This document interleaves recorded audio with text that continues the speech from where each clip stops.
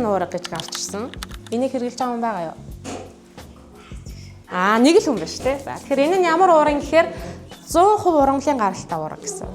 За энэ уурга нь болохоор юу юм гэхээр ургамлын гаралтай уурга, амтны гаралтай уургийн холимог хоёуланг нь багтаацсан. Яагаад амтных гэдэг юм гэхээр сүүний уурга бас байдаг баг. Шар сүүний уурга. Сүүнээс амтнаас гарч байгаа бүх юм чинь амтны гаралтай уурга шүү. Тэгэхээр сүү орсон учраас ургамал амтны хоёулаа орсон. Холимог уурга гэсэн.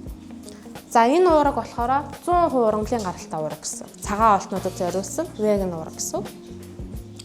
За тэгэл маш олон төрлийн аминдын мэрц бодистой бас. Саяны нундаг уурга бол аминдын мэрц бодис байхгүй шууд тусгаалan бэлтгэсэн яг нундаг уурга. Амин өшлүүдтэй. Энэ бол зүгээр маш олон төрлийн нэг витаминуудтай гэсэн үг, эрдцүүттэй гэсэн үг байна шүү.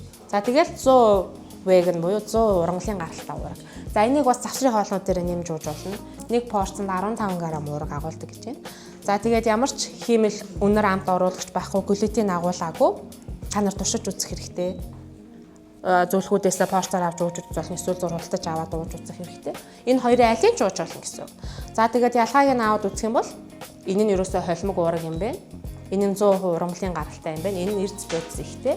За энэ болохоор коктейл өтгөрүүлдэггүй. Энийг өөр нь бол тэгэл дангаар нуурна. Энийг коктейлтай хамт найруулад нэг халбарыг нэмээд өглөөний коктейлтай баяжуулаад авал коктейл өтгөрүүлээд бүр амин дэмийнх нь агуулмжийг бүр агуу сайн болгож өгдөг. Бүр буст хийж өгдөг л гэсэн. Маш гоё гэсэн коктейлтэй хойлж авал